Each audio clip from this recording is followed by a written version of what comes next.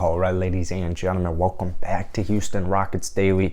I want to talk about Josh Christopher today because I feel like a lot of people are kind of forgetting that, once Jalen Green, once KPJ come back, the minutes at the guard position, they're going to be very slim, right? Because we have, those two guys that I just mentioned. You got a little cat named Eric Gordon, DJ Augustin. You also have Armani Brooks. So there's a bunch of guards. The good news is Josh Christopher, by the end of the season, should be getting solid run. But really the reason I wanted to make this video, and I talked about Josh Christopher a couple of days ago after the Brooklyn Nets game, because he went, 18 points, 7 of 7 from the field, 4 of 4 from downtown on his birthday. So he's no longer a teenager, he's 20 years old. And he saw some good play last night, saw some good run. I think a lot of it had to do with Armani Brooks being injured, tweaking his ankle there in the second quarter. But regardless, you're probably going to see at least 25 minutes with or without an Armani Brooks injury last night. So Josh Christopher now in 3 of his last 4 games has put up double-digit points. Now, if you look at his season stats, they're still very, very boring. 5.6 points per game, a rebound, an assist, less than a steal per game. He's shooting 48% from the field. He's shooting 44% from downtown, which we'll talk about here in a second. But he's playing 12 minutes. He's averaging 12 minutes per game. He's only played in 21. So take it with a grain of salt, right? I don't even really want to get into his per 36. I feel like for a player like Josh Christopher, it doesn't play too big of a role. But this cat in his last 10 games is averaging 8.4 points per game, which I know doesn't sound too noticeable, but it's 17 minutes. So he's only seen 5 more minutes with all these injuries going on. But specifically, 3 of the last 4 games, you had 12 against Memphis, you had 17 against Cleveland, and you had 14 last night against the New York Knicks. But Josh Christopher does a lot of things outside of the stat sheet. Just first off, his demeanor. I really like his demeanor. I really like his attitude. He's very similar to Jalen Green. No surprise that they're really good friends, but they're very confident players. Josh Christopher is a very confident player. He'll talk some trash. He'll be smiling. He'll be cracking some jokes out there. Josh Christopher, anytime the camera is on him, whenever he's out on the court, even on the bench, he's having a good time, right? He's got smiles on his face, high energy. He plays hard.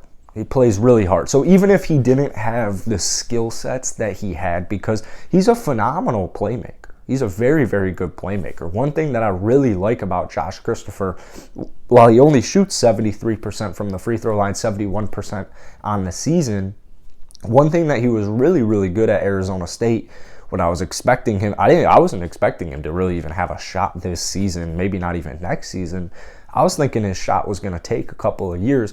But he can get to the rim, man. He can get to the rim and he can get fouls. He's just got to get that free throw percentage up into the 80s or at least 75% by the end of the season.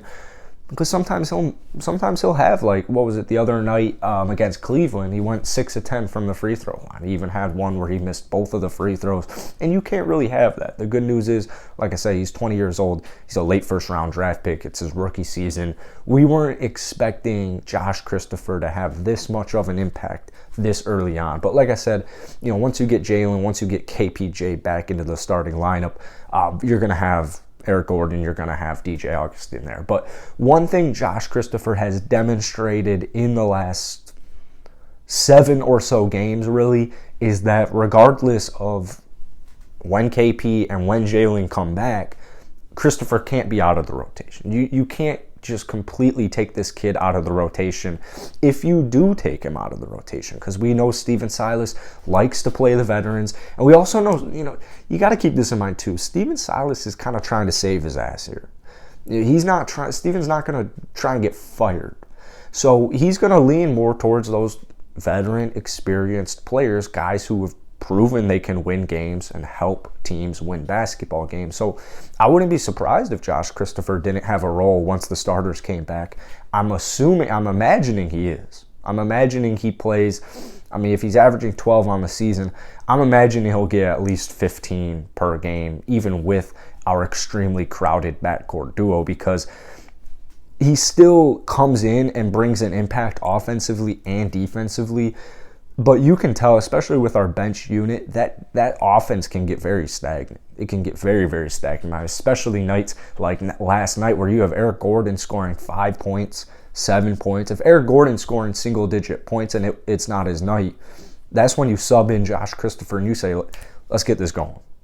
You know, bring what you have, bring the intensity and energy you have, because it's contagious. Energy is contagious like that. So if you're slumping it, if your bench is slumping it, you have 6 total bench points, it's the third quarter and you got Josh Christopher, this young dog with all this energy, all of this effort coming onto the floor, you want to match that. You want to prove like, yo, let's run this, right? It just changes the whole energy of the team. So I really like what Josh Christopher can bring. He's kind of like our X factor.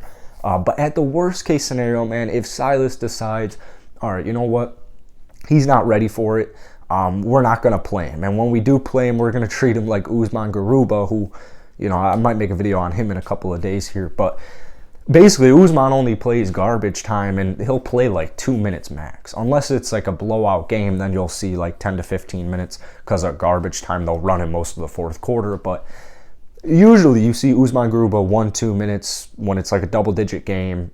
You're losing or you're winning and you're getting the starters out. That's usually what happens. So I don't want to see that happen with Josh Christopher. If you're not going to play Josh Christopher, he needs to be in the G League. He needs to be in the G League. And honestly, I would argue the same thing goes for Garuba. Just because, I mean, especially with Garuba, I mean, he's coming from overseas. It's going to take him time to get adjusted to the speed of this league. But it's the same exact thing with Josh Christopher. I mean, he's coming from college, and you want him to get as much experience as you humanly can. As humanly possible, you want him to get as much experience as possible. I don't view this as like a Aaron Rodgers behind Brett Favre type of thing. These kids need reps, because you saw it last year with Jordan Poole in the G League. When you throw him down there, it's good competition. It's good, solid defense. But Josh Christopher is better than these players, right? He's just better. Usman Garuba is just better than these players. So they're going to play good, and they're going to have good nights, and it's going to be consistent, and you want that consistency to build. You want to start to build good habits, and that's the most important thing. You want to build good habits, and you need experience and playing time. So, you know, I have all the trust in the world in Silas and Stone. They're not going to... It's not like they haven't been watching the past 2 weeks. It's not like Josh Christopher contributed to a lot of our wins, especially that Brooklyn Nets game, where it's like, no matter where it is, if it's up here in the NBA or if it's down in the G League, he needs to get run, because once all these old heads are off of the team, that's when you want to unleash Josh Christopher, and you want him to be playing at his highest. You want him to be at his most confident. You get what I'm saying? So that's it for today, guys. I would love to hear your thoughts on Josh Christopher down below. That's it for today. I'll see you guys later.